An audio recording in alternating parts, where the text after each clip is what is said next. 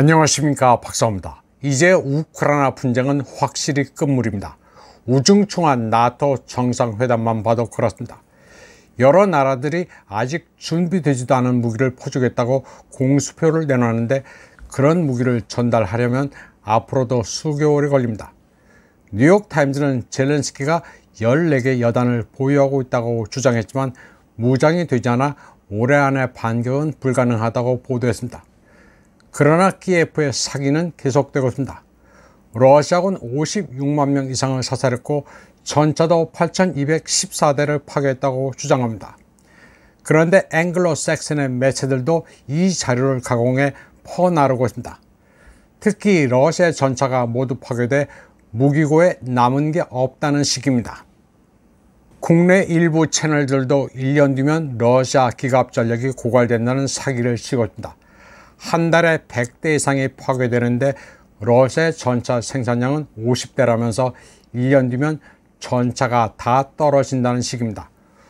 국방파리, 디펜스파리로 먹고 사는 채널들인데 이들의 거짓말은 키예프 저리 가랍니다. 특수군사작전 초기부터 한 달, 두 달이면 러시아의 무기가 바닥난다고 떠들던 이들입니다. 러시아군이 무기가 없어 우라를 외치면서 자살 돌격을 한다는 황당한 소리를 하던 이들입니다. 그들은 모두 러시아에 대한 증오를 드러내면서 키예프에 돈과 무기를 퍼줘야 한다고 국민들을 선동했습니다. 1년 전만 하더라도 우크라이나 반격에 대한 희망은 약간 있었지만 지금 그들의 승리를 말하는 사람은 전무합니다.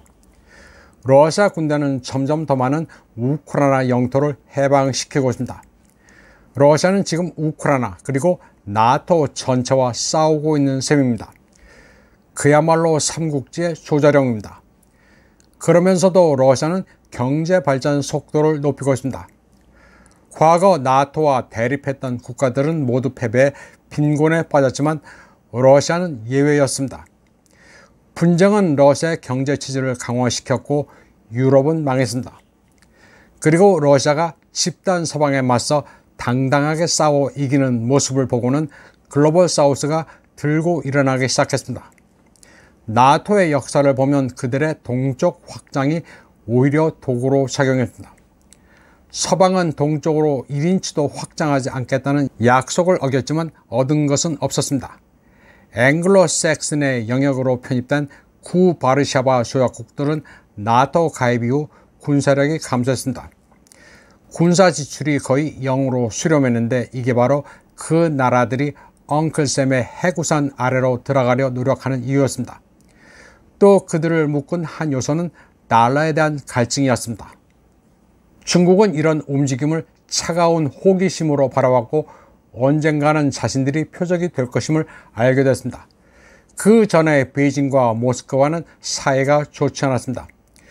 중국은 미국의 여러 반소련 계획에 동참했고 심지어 러시아와 싸웠던 아프가니스탄의 무자헤딘을 지원했습니다. 그러나 1990년대 초부터 모스크바와 베이징 간의 군사협력은 증가했습니다. 동시에 중국은 핵무기 조약에 참여하지 않는다는 점을 이용해 적극적으로 무기고를 현대화하기 시작했습니다. 이제 러시아는 풍부한 자원과 북평양 항로를 갖고 있으며 세계 최대의 경제국인 중국을 전략 파트너로 삼고 있습니다. 러시아와 중국의 군사적, 경제적 힘을 합치면 나토를 압도하고 있습니다. 다음 소식입니다.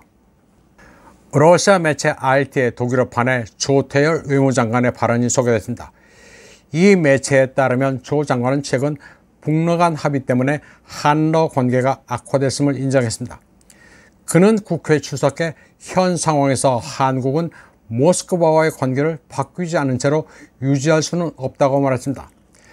그리고 미래 한러 관계 접촉이 어떻게 전개될지는 러시아 측이 취할 조치에 달려있다고 말했습니다. 조 장관은 그러나 러시아와의 완전한 단절은 바람직하지 않다고 말했습니다.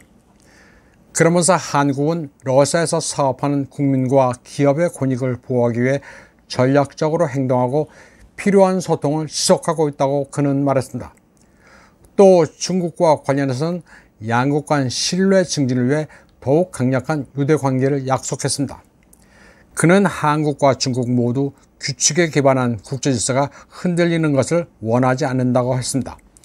RT는 또 조 장관이 한미 동맹 강화, 북한 인권 개선, 탈북자 지원 등을 통해 북한의 핵 미사일 위협 억제도 최선을 다할 예정이라는 발언도 소개했습니다. 러시아 매체 RT는 꽤 드라이하게 조 장관의 발언을 전했습니다. 그리고 첨언하자면 중국이 규칙 기반 질서가 흔들리는 것을 원하지 않는다는 발언은 거꾸로 아는 것으로 보이는데, 일단 중국과 신뢰 증진에 힘쓰겠다는 것은 긍정적입니다. 적을 만들지 않는 게 외교의 기본 원칙이기 때문입니다. 으르렁대고 호통치는 것은 외교의 본질이 아닙니다. 외교부 내에서 그를 접해본 인사들은 조 장관이 심지는 있는 분이라고 말들을 합니다. 이번 방송은 여기까지 하겠습니다. 시청해주신 여러분 감사합니다.